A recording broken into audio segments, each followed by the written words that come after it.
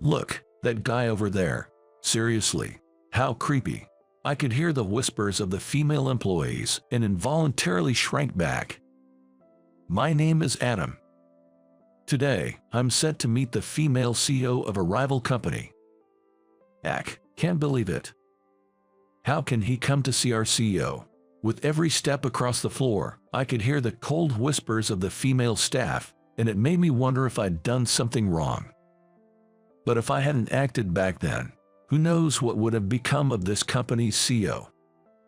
People can complain all they want. I haven't done anything wrong. Repeating this to myself, I found myself standing in front of the CEO's office. It all started a few weeks back. Our company and Red Rose Inc., a rival, decided to collaborate on a product. The company I work for primarily designs and sells shoes for men. While we do have a women's shoe design department, in terms of quality and popularity, we lagged far behind Red Rose Inc. That's when they approached us for a collaboration. What's more, the collaborative product idea came from the CEO of Red Rose Inc. herself. My manager told me the CEO of Red Rose Inc. had fallen in love with the shoe I designed. She specifically requested that I design a pair of high heels. Until now, I have only designed men's shoes. Can I even design high heels that would satisfy women? While in doubt, I paid a visit to Red Rose Inc. Their building was impressive, with large glass walls, white marble floors, and such a dazzling aura that I almost expected to hear shimmering sound effects. The receptionists, all seated prominently on the ground floor, were all stunningly beautiful. "Hello, welcome to Red Rose Inc. How may I help you?" A chirpy voice greeted me, and when I introduced myself as Adam, she responded with, Adam, we've been expecting you, please follow me." She flashed a warm smile and began to walk. Following her, I could hear the distinct sound of her heels on the marble. Everywhere I looked, stylish women wearing high heels dominated the scene, making me feel slightly out of place. Not many male employees here, huh? Yeah. This place doesn't seem too comfy for guys. Trying to make small talk, I made that comment, and the receptionist replied with a nod. I laughed awkwardly, thinking that must be the secret to their success in women's shoes.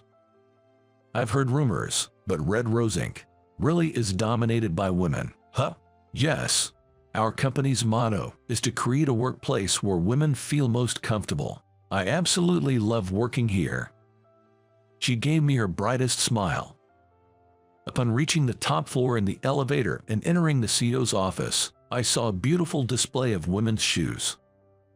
In the center of the room, a woman was admiring a pair of those shoes. That's the CEO of Red Rose Inc., Mrs. Mary Johnson. It's nice to meet you. Oh, you are already here. When I called out to her, she looked surprised, then gave me a warm smile. That smile made my heart skip a beat. Please, have a seat over here. I'll get some tea ready. Thank you. Urged by the president, I took a seat on the sofa. The president returned, carrying a tray with a rather expensive-looking tea set. The tea poured from the teapot had a delightful aroma, and even with my limited knowledge, I could tell this wasn't just any ordinary tea. Here you go. It's minty. I hope you like it. Thank you. My boss wouldn't even make coffee for himself to drink. It felt like we were worlds apart. As I marveled at the elegance, she presented a sketchbook. It had a detailed drawing of the shoes I designed. What is this? Actually, I've been sketching your shoes as part of my research. They have a simple design that doesn't strain the feet, and surprisingly, they match any outfit. They might not be flashy, but they're versatile. I would like to create shoes that look good on anyone and stand out wherever they go. That's my goal. That's wonderful. Her eyes lit up. Maybe I got a bit carried away by her enthusiasm and said something slightly embarrassing. Just as I thought that, she took my hand and squeezed it firmly. Please design shoes for our company. They don't have to be flashy. Shoes that look good on anyone, no matter what they wear. She seemed a bit excited, her voice raised. It's a privilege to work with someone like that. However, I still had some concerns. I couldn't let them go unspoken, so I voiced my concerns. Your company is popular among women for its shoes. I believe you have many talented designers who understand women's desires. We do have a lot of talented designers, but their sensibilities don't align with the current concept. They only look at selected people. They think only beautiful women should enjoy fashion. There was a time I too pursued beauty above all, but that's not enough. Every woman has the right to enjoy fashion. I recalled the stylish women I saw on my way to the president's office and found myself nodding in agreement. When I asked them to design shoes that would fit any woman, they scoff, saying it's the fault of those who don't make an effort to look beautiful. That's pretty harsh. I felt a bit sorry for the downcast CEO. No matter how beautiful someone is, making such a statement is off-putting. So, why did you choose me? Your shoes are wonderful. They have a charm that we lack. Shoes that anyone can wear and feel stylish. Your shoes have given me back my passion, which I had almost lost. The smiling president looked very attractive. Who wouldn't be motivated by such praise? All right, let's create the best shoes together. I replied with a smile, and she beamed back at me. Little did we know then that a huge commotion was about to unfold. A few days later, I visited the Red Rose for another meeting with Mary. Mary, it's Adam. Upon reaching her office and knocking on the door, I felt something was off. Usually, Mary would greet me with enthusiasm, but there was no reply. Sorry, coming in. With a feeling of unease, I entered her office and found Mary lying face up on the floor. Mary, I rushed to her, but she didn't move an inch. Hoping against hope, I placed my ear to her chest, but there was no heartbeat. I felt the blood drain from my face. My hands were shaking, but I remembered the AED training I had during a certification course and quickly called the secretary's desk. What? Mary's collapsed. Please call an ambulance right now, and if there's an AED, bring it. I quickly instructed the secretary on the phone and tried CPR on Mary. But her heart didn't budge. Darn it, is it too late? Sorry, I've brought it. The secretary arrived with the AED. Thank you, Mary, I'm so sorry. As I lifted Mary's clothing to attach the AED, the secretary nearby exclaimed, "Oh my," and covered her face with her hands, blushing deeply. But there was no time to worry about that. I immediately attached the AED to Mary's chest and activated it, causing her body to jolt with a loud zap. Still, there was no change. Panicking, I followed the AED's voice instructions and activated it again. After another loud jab, Mary started breathing with difficulty. Mary, are you okay? Please don't move." After confirming her breathing, I gently covered her with my coat. Just as I was about to ask the anxious secretary if the ambulance was on its way, I heard sirens. "Can you show the paramedics in when they arrive?" "Yes." She rushed out of the room to guide them. Later, Mary was transported to the state hospital. Mary later contacted me to say that she had a pre-existing heart condition and had collapsed after a seizure. Thanks to the quick response, she was told she could be discharged soon without any lingering effects. Hearing that, I breathed a sigh of relief. However, the next day, "Adam, what on earth have you done?" Waiting for me as I arrived at the office was the manager with a displeased look on his face. I was summoned first thing in the morning and yelled at, but I had no idea what it was about. I haven't done anything. There was a request from Red Rose to cancel the current collaboration project. Is it because Mary collapsed? No, they say it's because you did something inappropriate to Mary. Inappropriate. Hearing that made me think of the previous day's event. I had indeed lifted Mary's shirt to use the AED. But that was to save Mary's life. I didn't do it with any guilty conscience. So, I hear you lifted Mary's shirt to use the AED. They're suggesting you might have done that just because you wanted to. That's outrageous. Anyway, Mary needs to rest now. Reflect deeply on this and stay away from Red Rose. I was so frustrated, I clenched my back teeth. Mary and I had gone through numerous meetings over the past few weeks, tweaking the design I came up with. To think it was all for nothing. Please, I'll do anything to avoid canceling this collaboration. Can't you help me convince them? I bowed my head, hoping at least to clear up the misunderstanding, and the manager let out a big sigh. What are you talking about?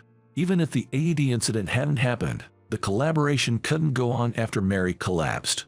This project needs her personal supervision. But Mary's direction is already reflected at this point.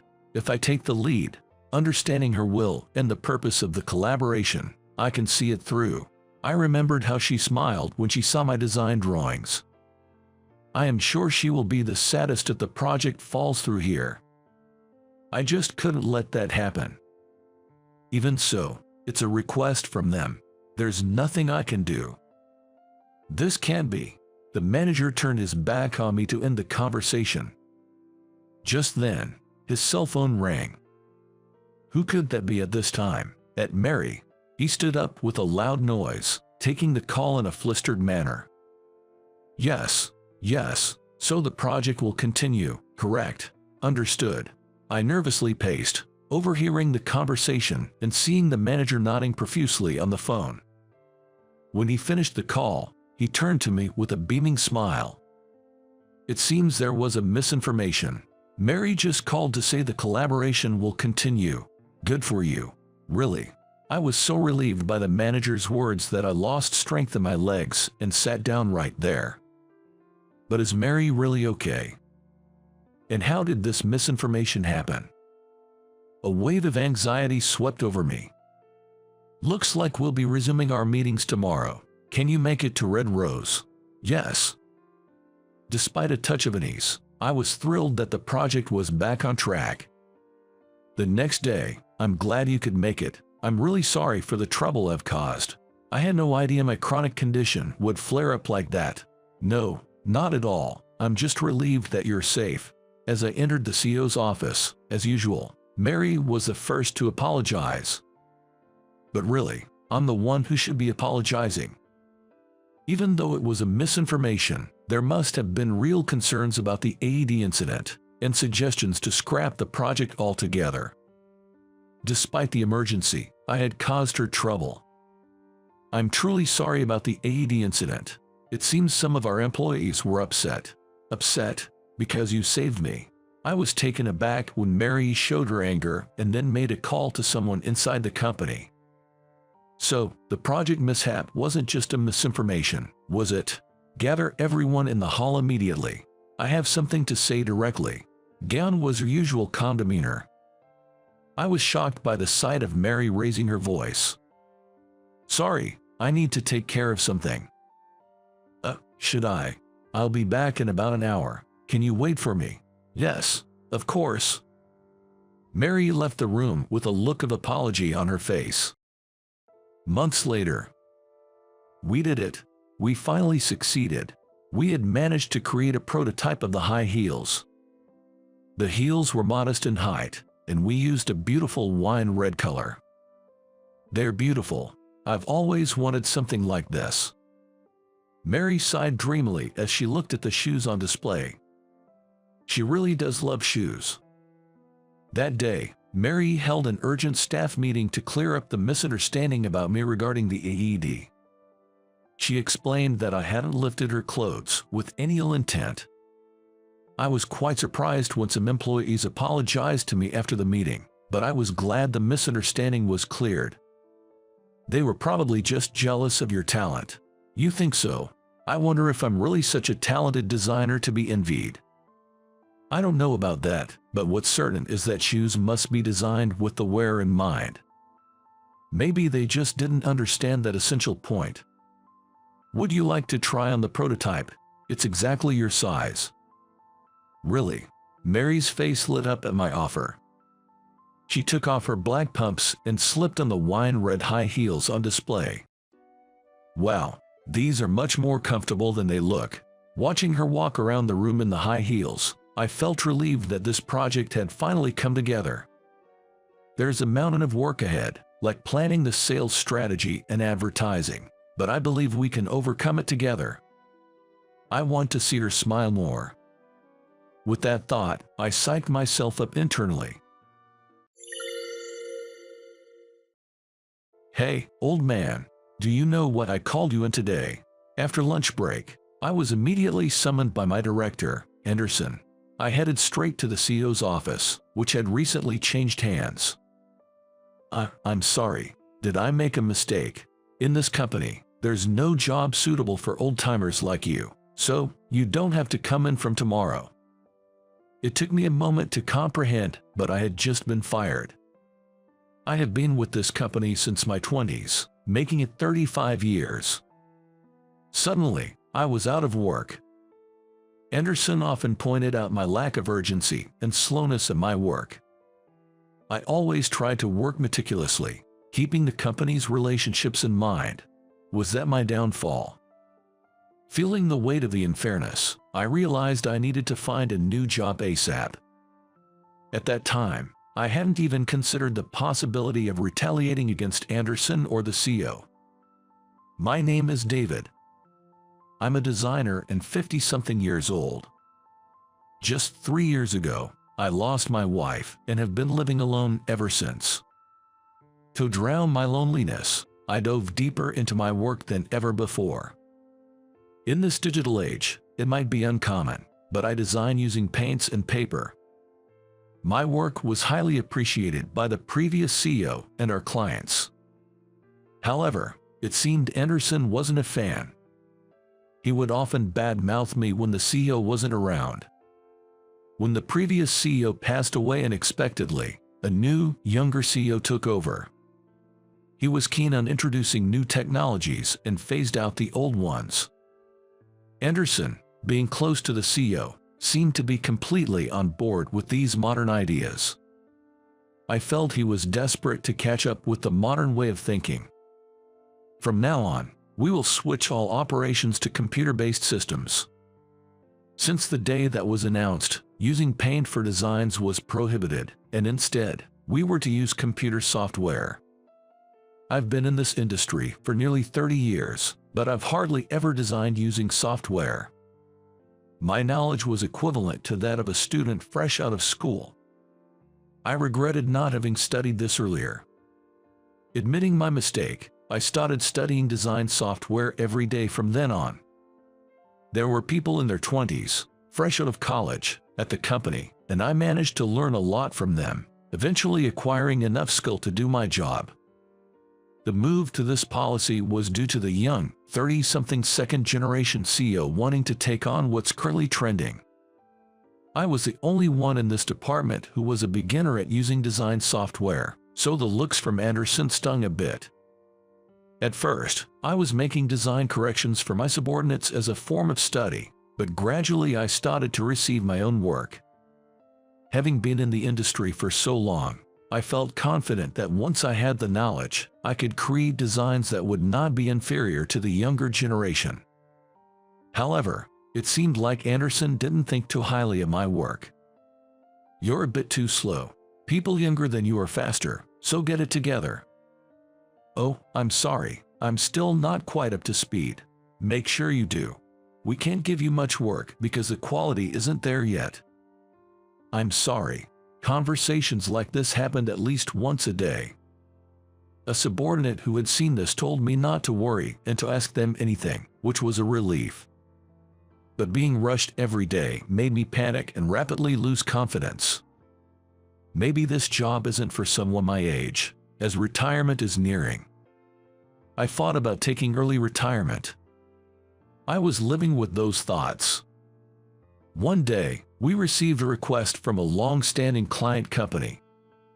They wanted a design made with paint.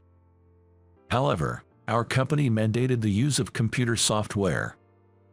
I wanted to take on the request to meet the client's needs. I decided to discuss it once with Anderson.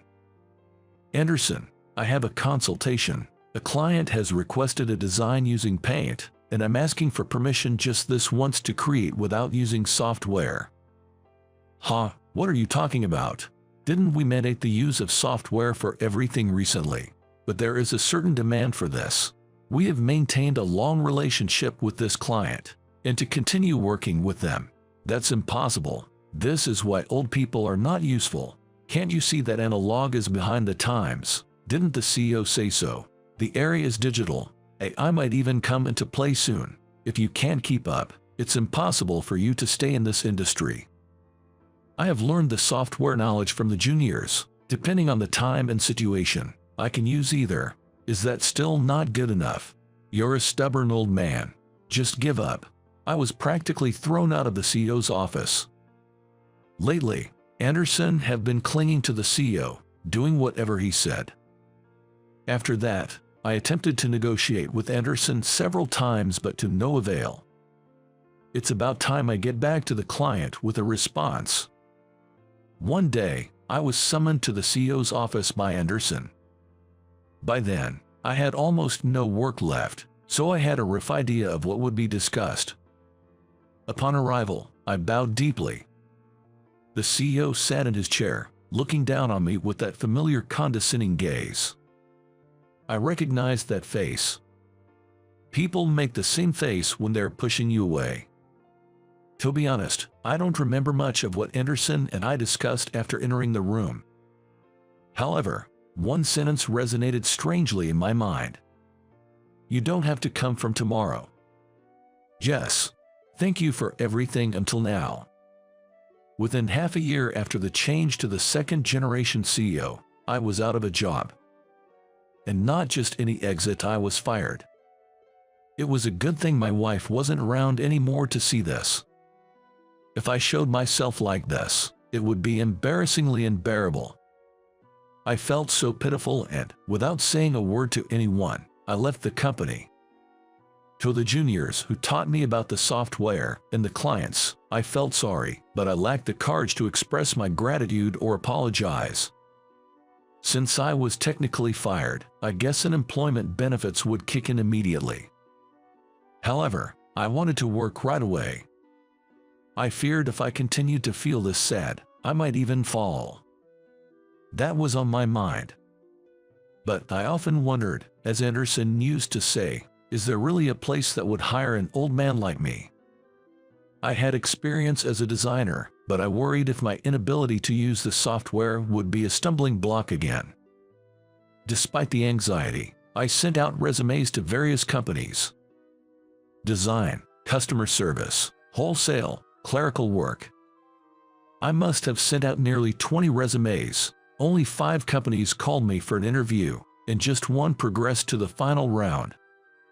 And that one company was a rival of my former employer. I had no expectations of getting the job. You've certainly got the know-how. I had a look at the designs you've been working on, and they are all meticulously made and easy on the eyes. I'd really love for you to work with us. What do you say? Really? Absolutely. I'd love to work with you. Then, how about starting a week from now? And I'd like you to show our newcomer the ropes on how to design the old-fashioned way. Thank you so much. It felt so good to be recognized for my skills again. I was going to be a designer once more. A month had passed since I joined the company, and I was getting the hang of things, albeit slowly. Then something shocking happened. On my first payday at this company, my take-home pay had nearly increased by $2,000. It's a bit crass to say, but this company pays incredibly well. I muttered under my breath, and Sam laughed heartily. That's because you're incredibly skilled, David. I don't know how much you made at your last job, but you're a special talent that would thrive anywhere. I felt a bit bashful but very happy. While learning the ropes and earning praise from both my juniors and Sam, I wondered if I was truly becoming an asset to the team. That's when my phone rang. It was Anderson. I hesitantly answered, only to be greeted with an angry tirade. As a professional and an adult, you're disqualified. Everyone's in trouble because of you. Please, calm down. What happened? There's no time for what happened. You left the job without handing anything over. We have none of the client information or past data. That's because I was told to leave on the day, and there wasn't any time. Such poor excuses. What have you done to us? Send over the handover data within 2 days. You're unemployed and free right now, right? Thanks in advance. The call ended abruptly, with the responsibility unilaterally pushed onto me. What would Anderson think if he knew I was working for a rival company? I had new assignments at my current job and needed to start on them immediately. I was troubled and decided to consult with Sam.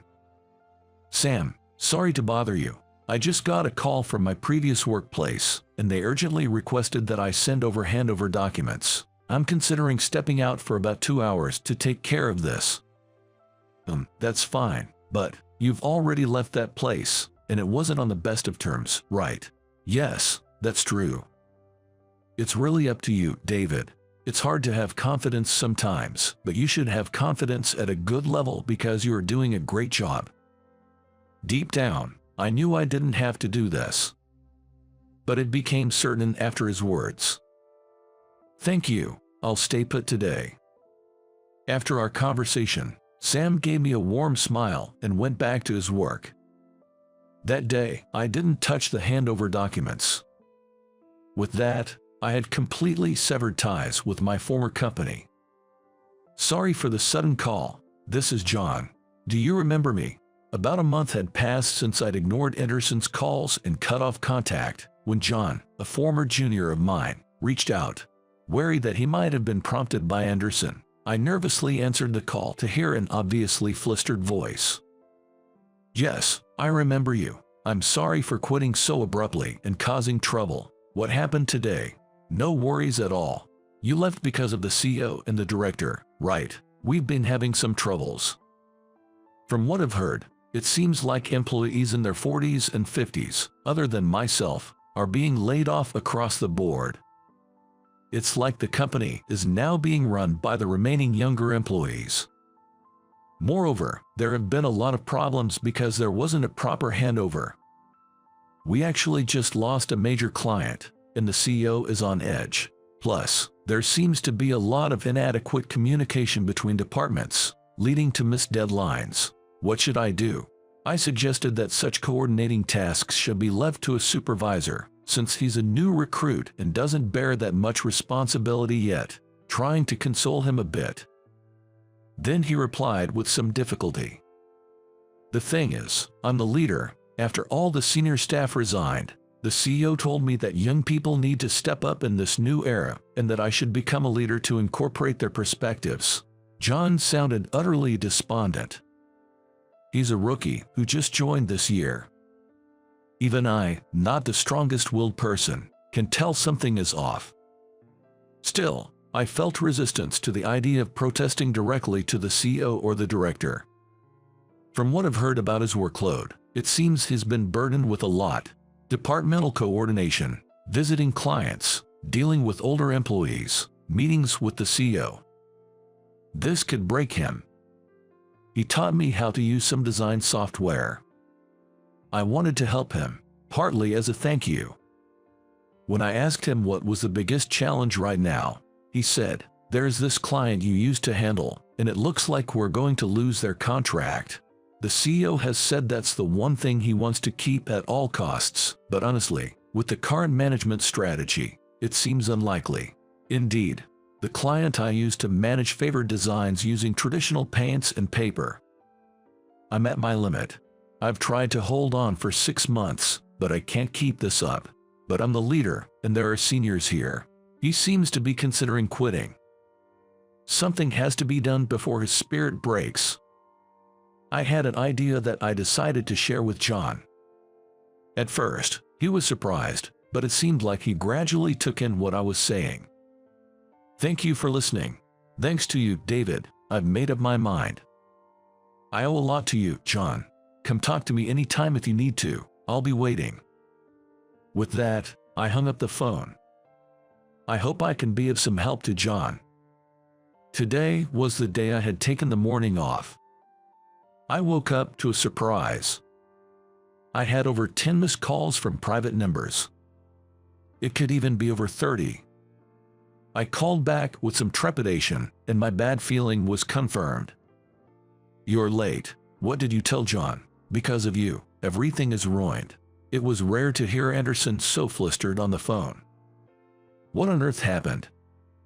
I did, in fact, share some information with John. That's true. John took unscheduled leave today. He's not answering emails or calls, and when we checked his desk, there was a note in the corner saying going to David's place. His actions were so swift, I was taken aback.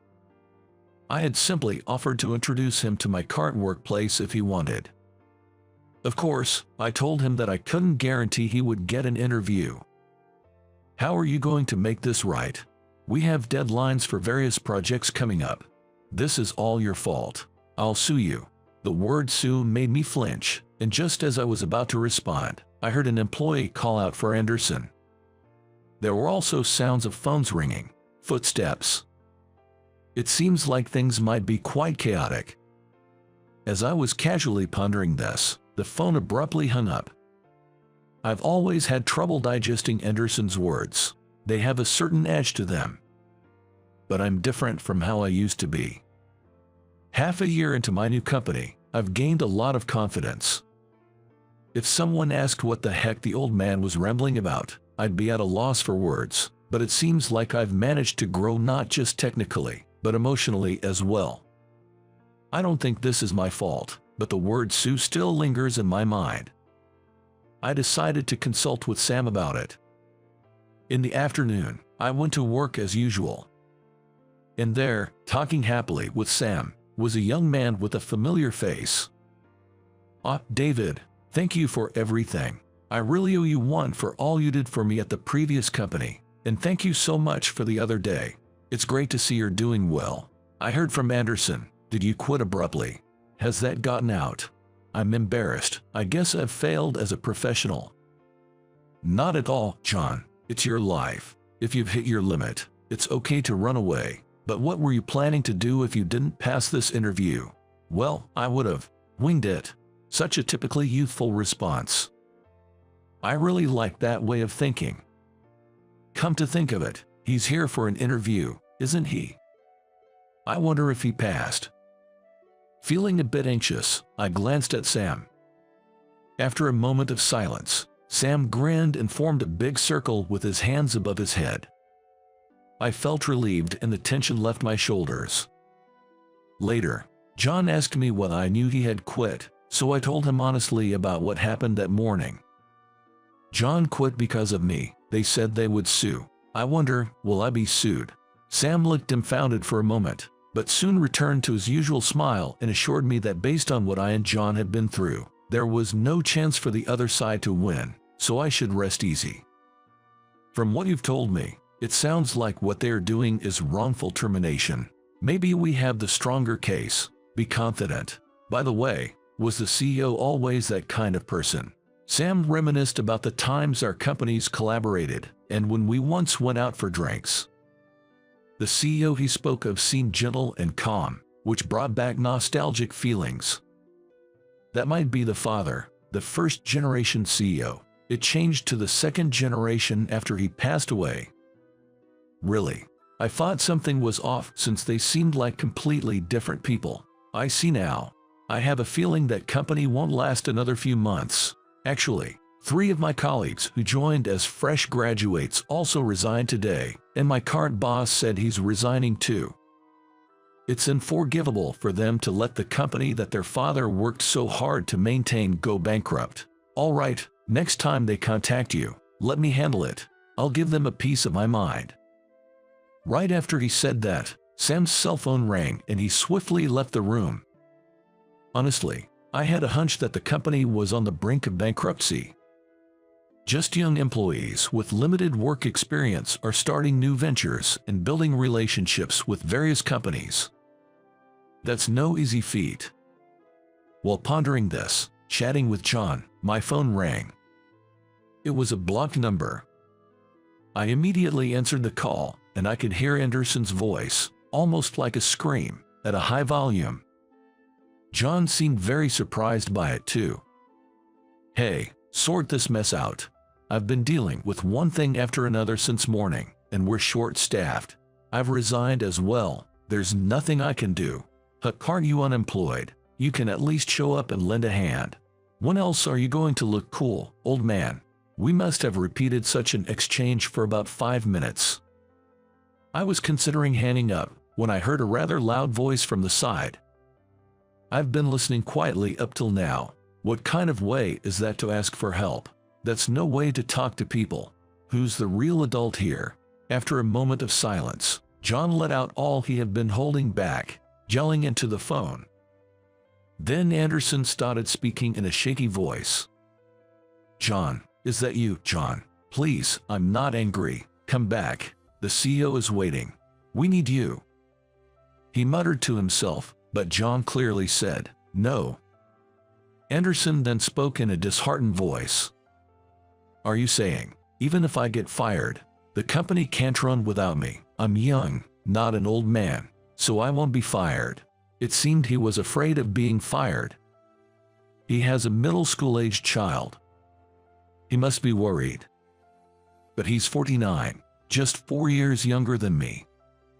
To the second-generation CEO, he must seem like an old man. "Look, if you continue the contract with the client David used to handle, I'll tell the CEO to give you a raise immediately. So, won't you come back?" About that client, they've just signed a contract with our company." It seems Anderson and John's loud voices were overheard by Sam. He relayed the facts, as if discarding them. When I had spoken with John on the phone, I had asked him to let my former client know where I was if he was coming to this company for an interview. "Who the heck are you, outsiders? Get out. I'm talking to John here." "Anderson, buddy, I think we've met before, don't you remember?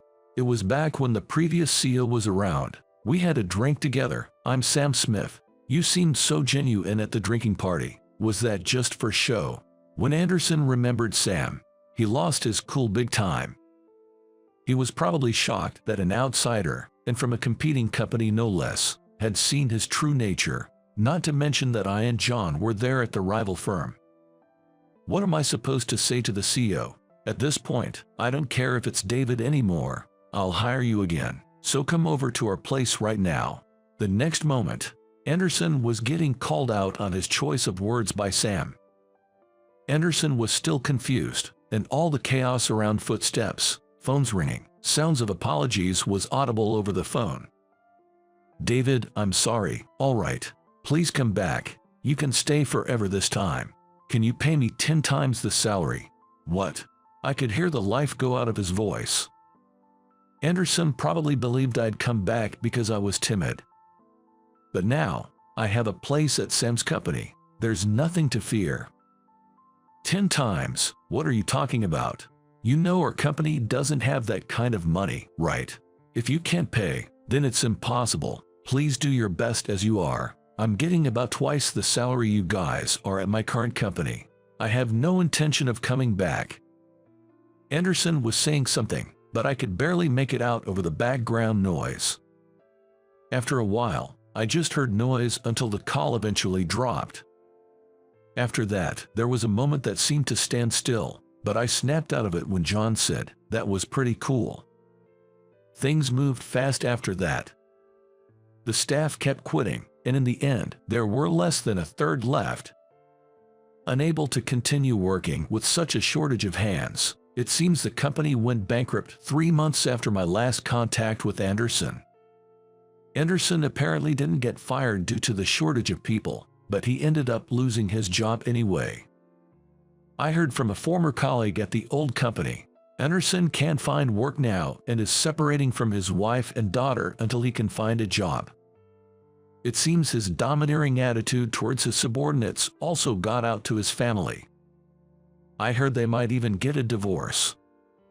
Anderson seems desperate, but without having the CEO as a shirt on hold, I wonder how he's making decisions now.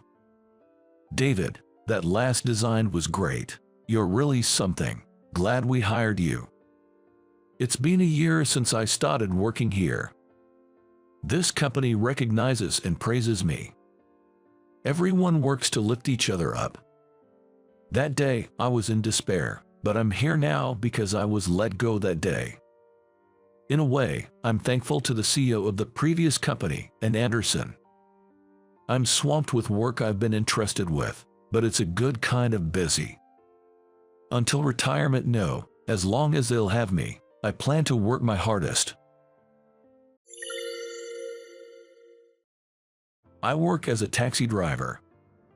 I'm divorced with no kids. I split from my ex-wife, Catherine, 20 years ago. I graduated from college and landed a corporate job. Every day I was busy expanding the customer base as a salesman. One day, during a company party, I hit it off with a woman named Catherine, who was seated next to me. I confessed my feelings. We dated for about a year and then got married. We didn't have kids, but we were a happy couple. 3 years into our marriage, there was an economic downturn everywhere. Every day, news about companies laying off their employees was all over the media. I always felt my company was immune to it, like it was someone else's problem. Then, out of the blue, my boss called me into his office and suggested I take an early retirement. You're aware our company's performance isn't great, so we've decided to reduce staff. There's a bonus for those who opt for early retirement. You're still young, you should be able to find another job. Think it over. That's all I have to say. With that, my boss left the room. I was in disbelief and couldn't come to terms with it. Why me? I was in shock and couldn't think straight.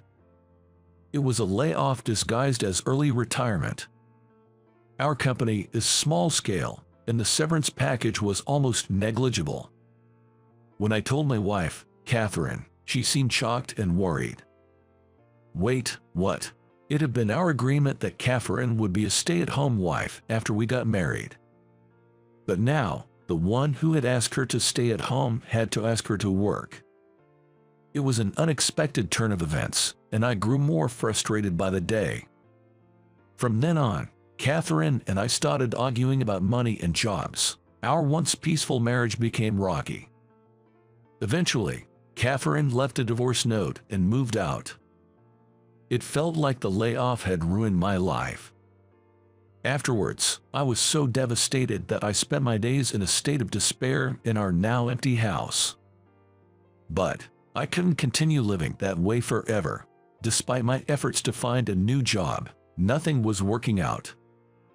I kept getting rejected even at the initial application stage. During one job fair, a senior employee from my current company approached me. Somehow, I ended up as a taxi driver, which was fine, but maybe because I started just for a living, I wasn't putting my heart into it at first. I faced many complaints during my early days due to my attitude, but an encounter with a young girl changed my perspective. Thanks to that experience, I can now take pride in doing my job with dedication. Phew, how many rejections have I had so far? While in the cab, I let out a long sigh. It's been 3 months since I started job hunting. I've been rejected by over 30 companies. When rejection keeps piling up, it feels like society is telling you, we don't need you, and it's really weighing on me. Miss, is everything okay? Did something happen? No, actually, I poured out my frustrations to the taxi driver. Despite studying hard, I failed my university entrance exam and ended up in my second choice. The economic downturn makes job hunting tough. My parents got divorced, and it's hard to reach out to either of them. It seems like I'm always failing at something. I choked back tears as I wrapped up my story. Well, I've been there. I was laid off from my job, and things didn't work out with my wife, leading to our divorce. Finding a new job was a real challenge. Even when I got this taxi job, I wasn't passionate about it at first. I was taken by surprise when the taxi driver suddenly began speaking to me. You're about the age she would be now. She must be too. Excuse me, do you have a daughter? No, but a long time ago, I helped a little girl. It was a pitch dark night. The driver began to reminisce.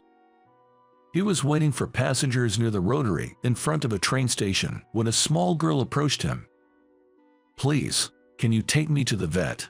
Perhaps because of the rain that had just stopped, she was soaking wet. She held a limp kitten in her arms. The girl handed the driver a $5 bill she had been clutching and pleaded, "Please hurry.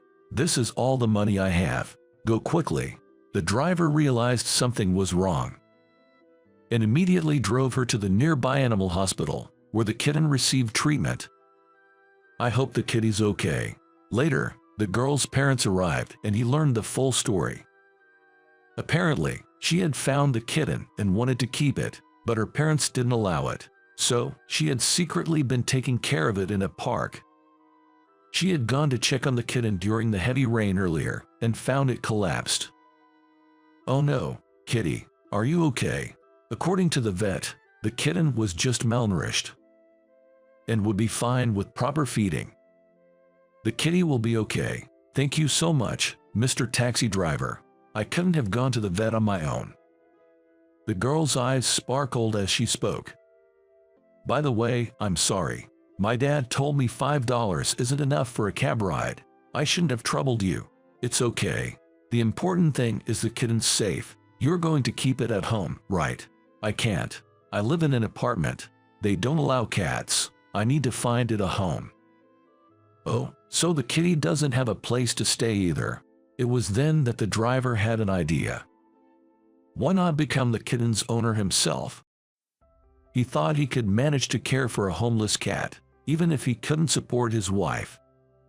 That incident changed the way I view my job. That girl made me realize that my job is to help people. My attitude towards work changed because of her. I owe her a lot. The taxi driver spoke with deep emotion.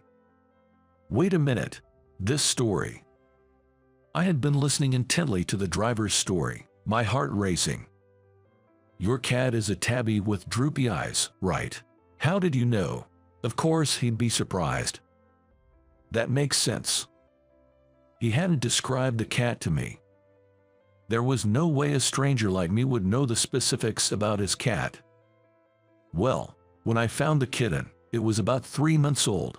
I took care of it in the park for about a week." "You're that little girl from back then?" "Yes, that's right." I nodded in response to the driver's words. It turned out that the drenched girl in the taxi driver's story was me. Well, that's quite the surprise. I was surprised too. Who would have thought? I discreetly peeked at the driver's face from over his shoulder. "I'm glad to hear your cat is so well. He's been healthy and cuddles with me every day." I named him Whiskers, even though he's a tabby. He has some calico patterns on him, but it's amazing to think such a little girl has grown into such a remarkable young lady. "Oh, I'm not that remarkable." Then he handed me his business card. "Here's my phone number and my email and Facebook ID. I don't think you'd have anything to chat with an old guy like me about, but if you're ever feeling down, give me a shout. I won't push for a meetup or anything, okay?" His words almost brought tears to my eyes. It had been a long time since someone had spoken to me with such warmth. Touched, I began to tear up. "Thank you. What happened? Why the tears? Did I say something wrong?" "No, I'm just grateful for your words." "I see. You've had it tough, huh?" The driver gently patted my back. I sniffled, crying even louder. "It's okay. Reach out if things get tough again." "Yes. Thank you." Holding onto his business card, I parted ways with the driver. Although I felt a bit lonely, my heart was somehow warm. Not long after, the driver sent me a picture of Whiskers. When I first found him, he was tiny enough to fit in my palm, but now, he's a big cat, weighing over 22 pounds. Even on bad days, looking at plump Whiskers photos always cheered me up.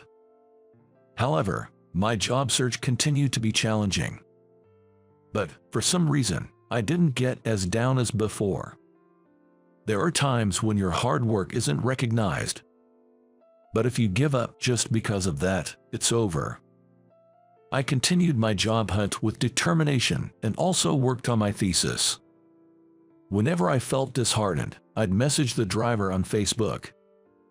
And he'd always reply with a picture of whiskers, cheering me on with a "keep it up." But then, something happened that threw me off. "Hello, Michelle. How about moving in with me?" Why such a sudden proposal? It was a call from my mom. My dad was paying for my college tuition, and I was covering my living expenses with a part-time job and scholarships. So I thought I'd be financially stable until graduation. "You remember who raised you, right?" "I do, but I'm lost. Can you explain what's going on?" As I said that, she went on to say she's struggling financially and wants me to drop out and start working immediately. Hold on, what about Dad, who's been covering my tuition? If I drop out now, it'd be a waste of all that money, wouldn't it? But I'm out of money. I need you to help me out. I'm sorry, I have to hang up now. Wait. Unable to bear my mom's words, I quickly hung up. She called back immediately, but I ignored it. From that day, I received numerous messages and missed calls from her. But I didn't even have the strength to go through them. At that moment, a message arrived in my inbox. Oh, looking at the attached photo, I was taken aback. It was a picture of whiskers. Been a while since we talked. Everything okay? Seeing the driver's message, tears welled up in my eyes. I immediately called him to talk about my mom. "I'm sorry. I know it's your lunch break. No, I'm sorry for sending you a message during such a hard time. But you should probably keep your distance from your mom for a while. It's not right for a parent to tell their college-aged daughter to support herself." Hearing the driver's words, I quietly nodded. I decided to cut off contact with my mom until my life settled down. I explained the situation to my dad and asked him to be clear with her if she inquired about me. "If anything happens, just let me know. I think I can help talk to your mom. Thank you." From that day, I stopped communicating with my mom. After distancing myself from her, I could finally focus on my own life. My younger brother told me she kept calling him persistently, but he firmly declined her calls. After that, she stopped reaching out. I then met up with the driver and finally got to see the real whiskers. Whiskers. Upon hearing my call, it meowed and came closer to me. He's so adorable. Thinking of those times always brings a smile to my face. During those challenging job hunting days, a dream sprouted within me. I shared it with the driver. "I've found what I want to do." "Oh, that's great. What is it?" I began juggling a part-time job and attending a driving school to achieve a certain qualification. Finally, after a few years, I realized my dream. "Welcome. You might be the first female taxi driver in our company." I successfully passed the driving test and geography exam and got a job at the same taxi company where the driver worked. "I'm looking forward to working with you.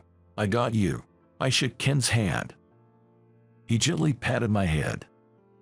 "I have another dream. Once I get used to the job, I plan to confess my feelings to the driver. I hope, someday, the three of us, including Whiskers, can live together." With that thought, I smiled to myself. Hey, newcomer, stick to your job, will ya? Don't even think about coming on a trip to Guam. I, having turned 50, found myself switching careers for reasons of my own. However, at my new company's staff trip to Guam, it turned out I was the only one without a boarding pass. Set up by a younger colleague, it seems. Apparently, this junior employee thinks I'm just another rank-and-file member. It makes sense. If he knew better, he wouldn't pull such a stunt. Not realizing it could cost him his job. My name is John Smith. I'm a man nearing 50 who's had to switch careers at this age. Between moving and dealing with all sorts of paperwork, I've had quite a tiresome first week on the job. Almost a month has passed since then. I'm getting used to my new home, new environment, and the new job, and my daily life is beginning to stabilize. These past few days, while not particularly noteworthy, have brought various happenings at work. But for me, the new guy, it's been a good kind of challenge. On the whole, I'm fairly satisfied with my new life. Perhaps it's because of my age at the time of this career change, but all my seniors teaching me the ropes are younger. The workplace is vibrant with young talent. Many of them acknowledge my skills and rely on me. Determined not to be outdone by them, I've built on the experience from my previous job to do meaningful work. Yet, there's a dark cloud looming over my life. My direct manager at the new job, the department manager, is someone named Brandon. At just 32 years old, he's an elite employee who's graduated from a prestigious private university and made it to department manager. It seems his meteoric rise has become a source of pride, and he's got it out for me since I joined the company at 50 as a regular employee. He's reluctant to approve various applications, and he's always nitpicking when it comes to document approvals. Anyway, he doesn't seem to like me one bit, always rating me at rock bottom, as if an old-timer newbie like me is useless. It raises serious doubts about whether he's as capable or competent as his title suggests. His attitude is overbearing, and he's quick to lash out in anger if something doesn't suit his fancy. He probably doesn't like it when things don't go his way. It's not hard to guess that his too high pride is what's driving this behavior. He's a self-centered person, dumping unpleasant tasks on his subordinates. When it comes to taking credit for others' work, he's reputedly the best in the business. I'd heard rumors about him before, but it seems his behavior has gotten worse lately. Probably because he's got an old newbie he thinks he can push around. The volume and nature of the work I'm saddled with are such that I might as well claim the title of manager myself. As for what the actual manager is doing, it's maddening. He's not engrossed in paperwork or a computer screen, but a cell phone. When you're on your phone, what exactly are you doing, Brandon? Even when staff members implicitly call him out, he just snaps back, quiet, I'm doing research, with no sign of change. I once caught a glimpse of his phone screen, and it was showing an animation of giant robots battling. This company isn't involved in the robot industry, nor does it have anything to do with animation or screenwriting. It's not just me, other staff members are also inwardly fuming about his so-called research. At this rate, it's no surprise that his subordinates, including myself, are becoming overwhelmed with work. I find myself working overtime almost daily, starting to miss the sight of the setting sun. Yet, the manager always leaves on the dot. Leaving on time isn't bad in itself, in fact, it should be encouraged. But with Brandon, it's different. He might as well be on a day off at home for all the work he does in the office. Well, I'm heading out. Make sure you handle everything, especially you, the newbie. It's 6 p.m. It looks like he's leaving early again today. Pointing his index finger at me, he calls out my name directly. I'd normally like some help, but in his case, it's actually more efficient without him around. Yeah, okay. Neither I nor the other staff members tried to stop him from leaving. Considering he became a manager at 32, if he put in a bit more effort, further promotion wouldn't be just a dream. Unable to stand the situation any longer, I collaborated with the senior staff, other than the manager, to try and improve our workflow efficiency. We started by reducing the amount of printed materials in line with recent paperless trends.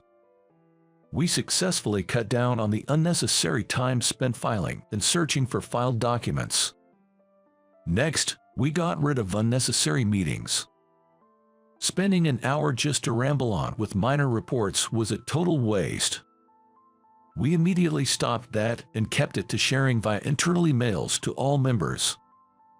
With this approach, our work efficiency kept improving, and gradually, overtime hours began to decrease. Since I was the one who initially suggested these efficiencies, to my delight, I was thanked by my senior colleagues. But there was one person who didn't take kindly to these changes. Needless to say, it was our manager, Brandon. At first, he didn't interfere with the efficiency initiatives, but as soon as he found out I was the one behind it, he flipped like a switch and started to object. "Don't go doing things on your own. I'm sorry, but at this rate, everyone's health is going to suffer. Shut it. Working hard until you're tired, that's the point. Don't try to make it easy." He said this despite not being tired or working much himself. Resisting his bullying was tiring and a waste of time.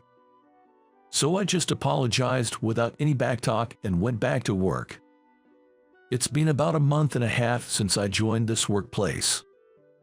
Luckily, a company trip, which also served as my welcome party, was being arranged. The destination was Guam, and family participation was allowed upon request. "Brandon, could you please approve this? It's the application for family members to join the company trip." "Oh, all right, all right." When I handed over the documents, Brandon snatched them as if ripping them from my hands. He was looking at his cell phone again at that time. Probably he was irritated at being disturbed during his viewing. "I'll pass this on from me to the director." "Thank you." What in the world? I was surprised by Brandon's unusually swift approval. "Brandon, what? Stop staring and beat it." "Okay." He was smirking slyly at that time. The day of the company trip, I took my wife, Allie, to the gathering spot. We were supposed to meet in front of the airport gate and receive our plane tickets there. I wonder how the in-laws are doing. Amidst the bustling crowd, I asked Allie, who was carrying bags in both hands. Little do people know, my wife Allie is Nebraska's American from Guam. We met and married during my time living in Guam due to circumstances. They're fine. I got an email just the other day. Dad was the life of the village fiesta. He seemed so happy. The fiesta is a village festival often held in Guam. It's celebrated to honor the patron saints and is charming because even tourists can easily join in. That's good. They seem well. Yeah. We talked about our relatives as we headed to the gate. Most of the attendees had already gathered, and there were people from our department too. "Oh, good morning, John." The greeting came from Kylie, a senior colleague. She is an up-and-coming young employee who joined the company the year before last. "Good morning. Brandon is handling everyone's tickets." "Is that so? I'll go get them then." Brandon was at a rest area near the gate. He was still engrossed in his cell phone, watching that animated movie intently. "Good morning, Brandon." What? You're here? What do you mean, you're here?" Unfortunately, he paused the video and continued with a similar smirk to when I submitted the travel request. "I don't have tickets for you too." "What?" As I frowned, Brandon started grinning even more. "What do you mean by that?" Allie, who had been looking forward to showing her parents her face, asked. I too looked at Brandon with the same question. "It means just what I said. A slacker and a newbie like you couldn't possibly be going." "Brandon, that's your own description." I almost retorted but held back, not wanting to cause a scene that could affect my future at the company. Besides, this was a public place. The company's name must be displayed somewhere, and I didn't want to attract negative attention. "Oops, time to board. Too bad, Mr. Newbie. Since you are always slacking, go back to the office and work in silence." Stunned, Allie and I were mocked by Brandon as he headed to the boarding gate. Left behind, Allie and me. During our discussion, I had personally suggested going to Guam. I had already taken vacation time for travel, and as Brandon said, the office would probably be closed anyway. If we forced our way in, we'd inevitably need to deal with the security company. Yeah, it makes sense to go on our own. I've already bought some souvenirs for the folks anyway. Then let's do that. I'll ask if there are any tickets available for today. I too wanted to drop by my in-laws for the first time in a while. Plus, on the second day of the planned company trip, I had important business to attend to. Brandon seemed unaware, but there was no way I could not go. After about a 10-minute wait in line, I approached the counter. "Excuse me, do you have 2 seats available for today's flight to Guam?" "Yes, let me check for you." The woman, with her posture upright and polite demeanor, started clicking away at the computer keyboard. After several clicks of the mouse, she looked up at me again. "Thank you for waiting. We do have availability, but it would be in business class." "Business class? That's going to cost a bit more." "Well, it's a vacation after all. Let's splurge a bit and thoroughly enjoy ourselves." "Yes, those seats will be fine, thank you." "Understood." Somehow, we managed to get last-minute tickets to Guam. Ellie and I then took off to Guam on the next flight. The journey in business class was many times more comfortable than I had imagined. High-quality seats that don't tire you out even after long hours. More personal space than other seats. It might have actually been better to pay for this out of pocket. "I'm sorry, I need to use the restroom real quick." "Sure." An hour and a half had passed after departure. While I was enjoying my coffee, I couldn't hold it any longer and had to get up from my seat. Following the signs, I made it to the restroom, but it was occupied. After waiting nearby for a few minutes, I heard the sound of flushing. Finally, the lock clicked open and a man came out. "I'm sorry for the wait. Oh, John, is that you?" Jack, isn't it?" It was Jack, a junior colleague from before my job switch. Neither of us expected to meet here, and we were both surprised. "What brings you here?" "I was on vacation with my family back in Nebraska, and now I'm heading back to Guam for work." "Is that right? I'm on vacation too. I thought I'd drop by my wife's family. I just moved to Nebraska not too long ago myself." "Oh, you're on vacation. I heard from my dad that you were coming to Guam for a company trip." "Yeah, you heard about that." Actually, Jack is the son of the owner of the company I used to work for in Guam. I had a good relationship with him, and naturally, with his father as well.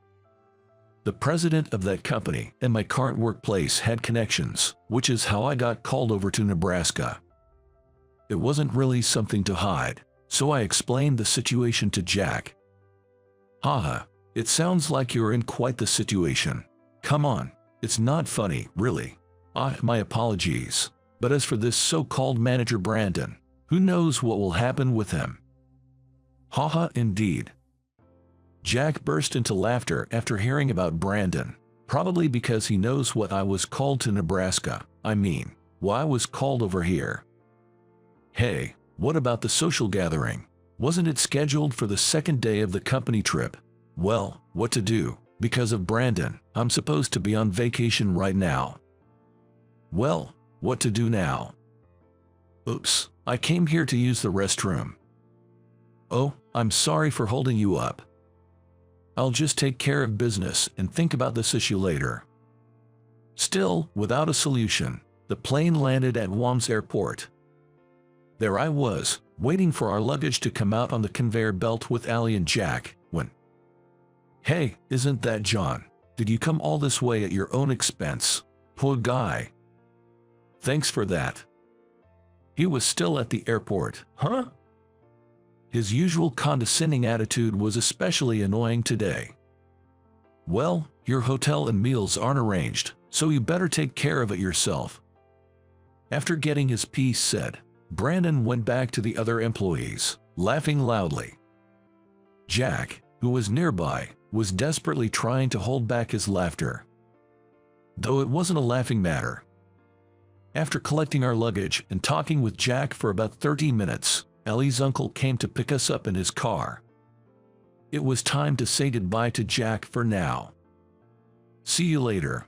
If you want, the four of us, including your wife, should grab a meal together. That sounds good. How about tomorrow evening? Sure. I waved one last time and got into the car. The destination was Ellie's family home. That night, relatives gathered for a garden party in her honor. It's only been a month and a half, but it seems lonely for them that their daughter crosses borders and is away. Both my father-in-law and mother-in-law were overjoyed to reunite with Ellie. Oh, delicious. It's definitely that taste. You've got beer in Nebraska, haven't you? While the three of them were having a great time, I shared a beer with Ellie's brother. Well, they do, but it just doesn't suit my taste. Maybe because I've lived here so long. Is that so? Feel free to take some beer from our house if you'd like. Really? Jer, of course, but watch the quantity. You'll be charged if you go over the limit. Got it. As the conversation and drinks flowed, I was finally getting tipsy. It's the best time at any party. But then, a sound cut through those moments. Huh? A phone call. When I took out the cell phone from my right pocket, the screen shows Manager Brandon. I answered, though I wasn't feeling up for it. Hello, this is John. Hey you, where are you? Get over to the Elaine Hotel now. His tone was so fierce that I instinctively pulled the phone away from my ear. Why? What do you mean why? Just get over here. I'm sorry, but I'm going to have to decline. Decline? What are you planning? Weren't you the one who marked us as not attending the trip, Brandon? I'm on vacation now, so please excuse me. Hey, he was about to say more, but I forcibly ended the call, not wanting any more interruptions. He called back several times after that. It was so persistent that I had to set my phone to reject his calls. Forgetting all about that, I was enjoying myself when my pocket buzzed again. I was about to ignore it, but then I remembered I'd set Brandon to be blocked, so I checked the screen. Huh? It was President Riley on the display. Asher Riley.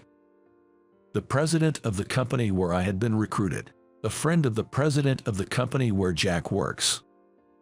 He liked the work I had done in Guam and headhunted me. He's 70 years old and thinking about retiring soon. Hello, this is John.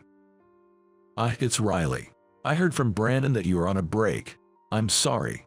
I was supposed to join the company trip, but due to a scheme by Brandon, Ellie and I were made non-participants. I'm here in Guam on personal business. Right now, we're having a party at Allie's folks' place. I've explained everything that happened. Is that so? I'm sorry. I've caused you trouble. No, President Riley, you haven't done anything. For now, we'll just stay at my wife's family home today. All right, that's fine. I'll make sure to show up at the networking event, so I'll see you tomorrow. I'll be waiting. Do you know the time and place? Yes, I'm aware. Good, then, I'm counting on you for tomorrow. It's a very important introduction. Understood. After a few more pleasantries, the call ended.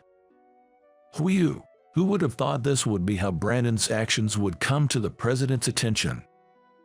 The next day, Ellie and I met up with the Jack and his wife in front of the park. We took a taxi to our intended hotel. Well, this is impressive. Guam, a tourist destination, is visited by all sorts of people. From tycoons and celebrities to the average Joe, everyone has their own style. This hotel, seemingly built for tycoons, was dazzling everywhere you looked. Expensive-looking art was nonchalantly on display. Everything from the people's demeanor to the furniture was exquisite. We have a dinner reservation here, so it should be a good warm-up for the important networking event. That's for sure. We have 2 hours until the networking event. There is plenty of time to have a leisurely meal before heading to the top floor, the venue for the event. After enjoying a sumptuous meal, we took the elevator to the top floor. The food was outstanding and made for a great memory. How nice it would have been to share this meal with the senior colleagues from the same department. It's about time, huh, John? Yeah. Hey, I'm getting nervous despite my age. It can't be helped. After all, John, you're the next. The bell chimed, announcing our arrival at the top floor. As the doors opened, the buzz of employees' voices could be heard. Finally arrived, John. Brandon, a man completely out of place in the upscale hotel atmosphere, charged towards us, yelling, "You! How dare you hang up on me yesterday?" Brandon's face contorted like a demon's. He was so furious that half of his words were unintelligible. I was on vacation, after all. Don't talk back to me, and what's with that attitude? Is that how you address your superior, huh? Regardless of my response, Brandon kept on ranting. Unbeknownst to the excited Brandon, the other employees were looking on with disapproval. Because of you not being there, I got chewed out. How are you going to take responsibility if this affects my promotion? Haha, Brandon, was it? Why don't you stop making a scene in such a beautiful place? Haha, oh man, that's hilarious. Jack finally lost his patience. He laughed at Brandon in fluent Nebraskese. Shut up, and who are you anyway? Outsiders should stay quiet. Look, there's that shouting. Hey, Jack, it's not just the noise. The women are getting intimidated. Shut up, I said. When Jack opened his mouth, Brandon, the manager, repeatedly stamped his right foot on the floor. He looked just like a child throwing a tantrum because he couldn't get the toy he wanted. Listen up, John, if you even scratch my path to promotion, when that happens. Brandon, while repeatedly jabbing his index finger into my face, spat out his grievances. Then, there it was. So here you were, John. A quiet yet firm voice came from behind Brandon. The president. It was President Riley. Realizing he had been seen at a bad moment, Brandon quickly straightened up and put on a smile. Good evening, Mr. President. I'm really sorry about yesterday. No, I'm the one who should apologize. Besides, I appreciate you coming here today, even though it's a holiday. You are our company's. Without even glancing at the standing Brandon, President Riley paused a bit before continuing. Next president. What? Next president? When the current president informed me of this, the strength drained from Brandon's shoulders. Not understanding what was happening, I was just stunned. Brandon. Yes, sir. Don't worry, you won't be promoted. With just those words, President Riley walked towards the venue. The four of us followed him into the event. As if the earlier commotion was a lie, the manager had become quiet. He just opened and closed his mouth without being able to say a word. The social gathering began. Company executives gave their speeches one by one, and then it was the current president's turn. I felt my nerves growing. It's finally time. Yeah. Ellie, seated to my left, must have sensed my tension and whispered to me. I hope she'll forgive my curt reply. Ladies and gentlemen of our company, today, all the way here in Guam, President Riley started his introduction, but I wasn't calm enough to listen. And finally, the time came. Therefore, I, Asher Riley, will step down from the presidency and watch over the company as chairman. A mix of gasps and applause followed. When it quieted down a bit, Chairman Riley continued. The new president to succeed me has already been decided. Please step up, John Smith. Yes, I replied with a strong and dignified voice. I was worried whether my walk seemed too stiff. John, please, say a word. I was handed the microphone. I stood to the right of the chairman and looked over the assembled employees. Good. They seemed to be accepting it. Although I noticed an exception sitting alone at a corner table, I focused forward and spoke of the future. Allow me to introduce myself. I'm John Smith.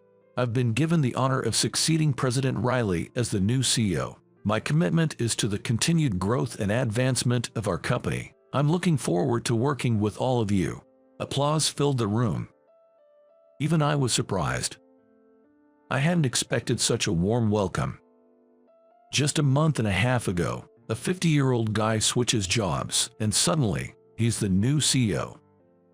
Only the higher-ups knew that I was originally called from Guam to Nebraska as the next in line for the presidency. Thank you, Mr. President. I look forward to making the company thrive with you. And now, yes, the chairman's speech seemed to be continuing. I inadvertently let out a sound, as the turn of events was different from our meeting. Times like these call for some tough talk, but we don't need people who hinder our progress. Those who drag the rest of us down. I'll be issuing some directives once we're back from this trip, so for now, just enjoy the journey. That's all. I bowed with the chairman to everyone present and descended the steps. During that moment, I saw Brandon pressing his right hand against his forehead, trembling. Due to my parents' work, I'd mostly lived abroad. I spent up until middle school in China, then went to the US for further studies, graduating from both high school and college there. My language skills landed me a job at a Nebraska's company in the States. My sales were always top-notch, leveraging my bilingual advantage. I was even asked to host seminars to boost sales. That's when Mr. Riley approached me a few months back. Mr. Asher Riley, the president of a Nebraska's company, is a childhood friend of the president of Guam. He is now 70 years old, and I heard that he's been thinking about retiring soon. However, he seems to be in trouble because he hasn't found a successor yet. That's why I was recommended as the successor to President Riley.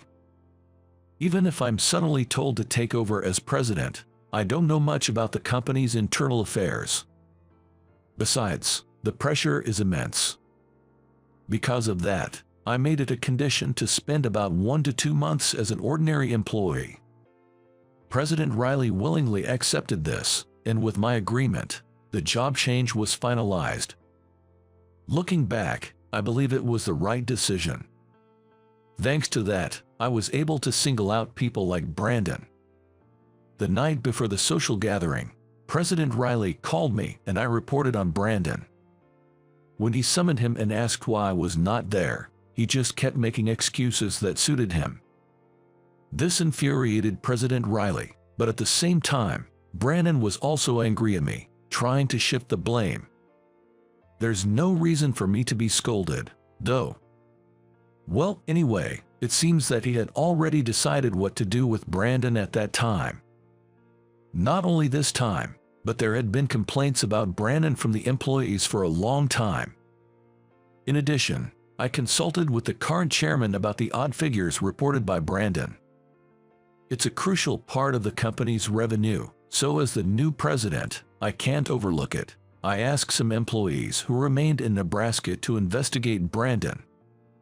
As a result, evidence of misconduct was found one after another. It seems he had been embezzling funds over the past few years. Of course, Brandon, who had been repeating such acts, was fired. Just as the chairman had told me, the official notice came right after I returned from my trip to Guam. Words like hindering progress and pulling everyone's leg were all aimed at him. After that, it became a matter for the lawyers to handle. If he was pocketing company money, that's a serious offense. He needs to pay for what he's done. Neither the chairman, myself, nor the rest of the employees work for charity. It's been half a year since I took over as president. The immediate goals are to reduce overtime and increase productivity. I encouraged spreading the practices I had been doing in the department when I first joined to the entire company. I also actively introduced flex time and remote work. Creating an environment where everyone can work comfortably was my first job as president. This system reform has been well received, and I've been getting various suggestions from the employees.